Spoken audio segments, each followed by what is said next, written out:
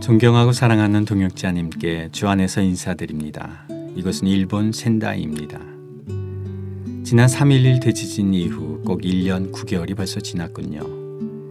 2012년 4월 50대 중반에 선교사란 이름으로 아내와 일본 땅에 들어왔습니다.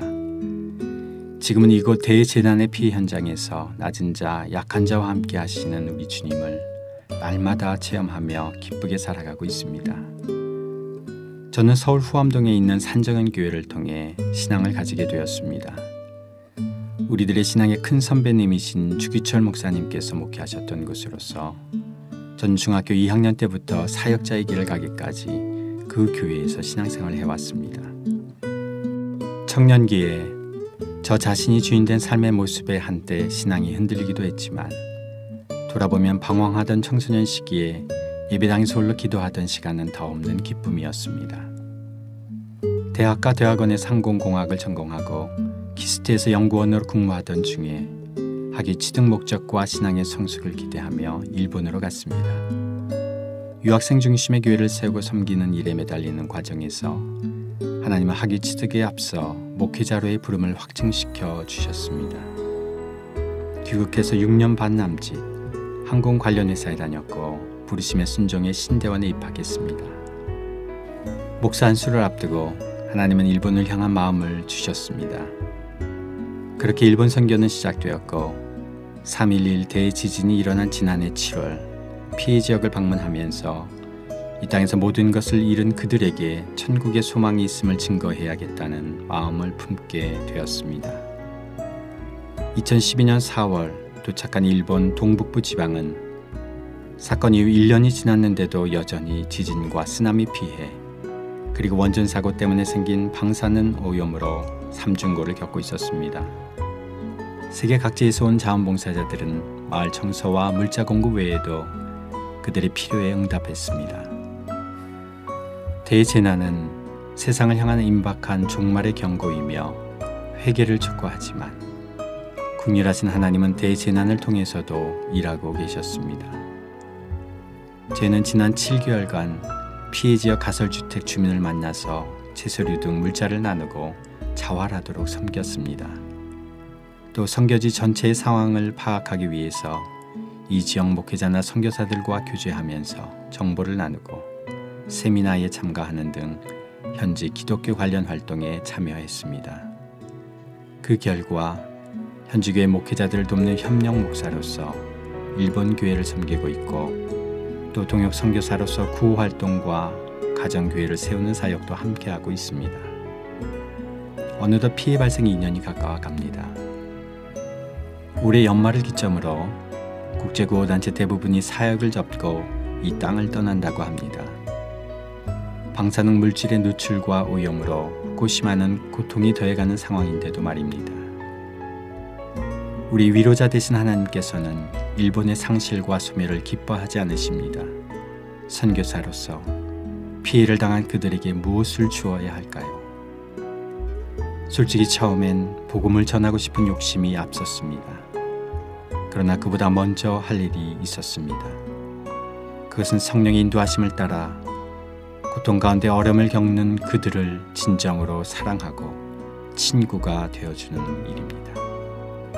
이것은 주 예수 그리스도께서 그들을 향하여 가지고 계신 마음이기 때문입니다. 3.11 대지진 사태는 아직 끝나지 않았습니다. 이제 후쿠시마와 그 밖의 피해 지역은 장기적인 과제로서 일본 교회의 몫으로 남았습니다. 한국 교회는 주님의 부르심을 듣고 있을까요? 그리고 이전에 원수되었던 그들을 주님의 용서와 사랑으로 껴안고 생명의 주님께로 인도할 준비가 되어 있는가요? 영적 고갈 중에 강도 만난 자와 같이 쓰러져 있는 이웃의 일본인들을 불쌍히 여기고 그들에게 선한 이웃이 되어줄 수 있는지요? 그리스도인으로서 선교사로서 이 문제를 어떻게 안고 가야 할까요?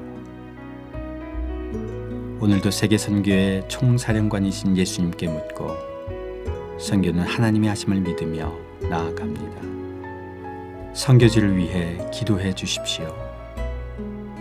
일본인을 사로잡은 거짓의 영들이 떠나가기를 일본인을 향한 주님의 마음을 동일하게 선교사들에게 부어 주시기를, 그곳에 주님의 위로와 사랑이 전해지고 하나님 나라가 임하기를요. 센다이에서 최장수 허윤정 선교사가 드립니다.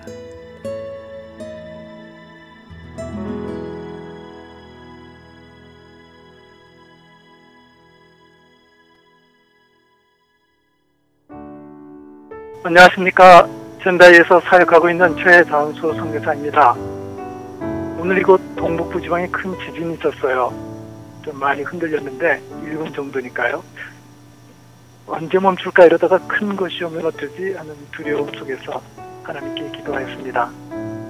해변에 쓰나미 경보와 함께 피난 방송이 있었습니다만 큰 피해는 없었던 것 같습니다.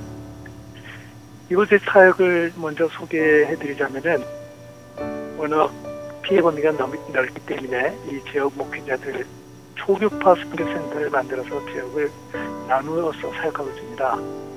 서로의 사역 정보를 교환하고 협력하고 있는데, 저는 이곳에 오자마자 먼저 오신 선교사님들과 또 현지 일본 사역자들과 함께 피해 지역의 가설주택을 지속적으로 방문하였습니다.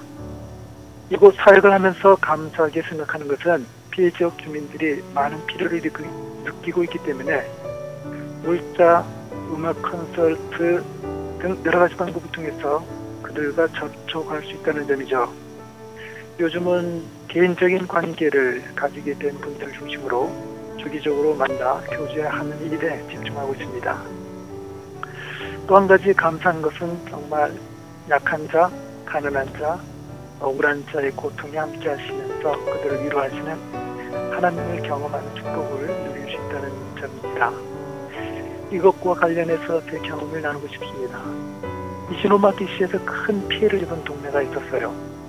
津波로 정말 온 마을이 쓸려져 간 곳인데 이곳에 여러 번 방문했습니다. 그런데 갈 때마다 제 속에 울분과 같은 어떤 감정이 있었습니다.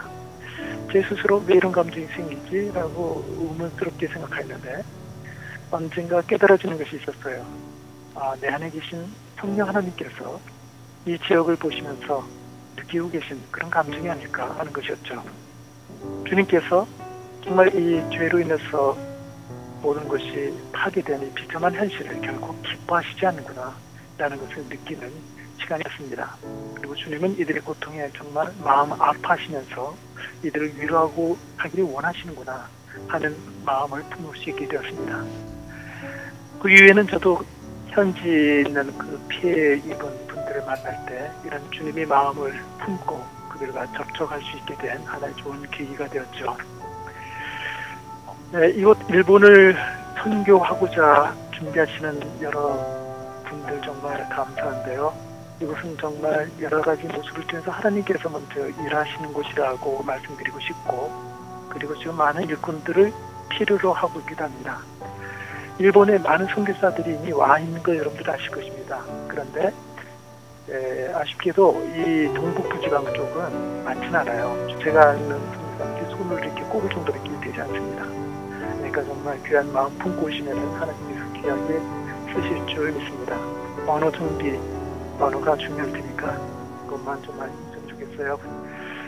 지난주에 대강절 첫 예배를 드렸죠. 이번 달은 대강절 보내시면서 다시 오시겠다고 약속하신 제레미 주님을 또한 그 언약의 약속을 마음에 품으시면서 복되게 준비하는 대강절이었으면 좋겠습니다. 미리 앞당겨 인사드립니다. 크리스마스 즐거운 성탄 맞이하시고 또 좋은 새해를 주님 안에서 맞이하시기 바랍니다. 감사합니다.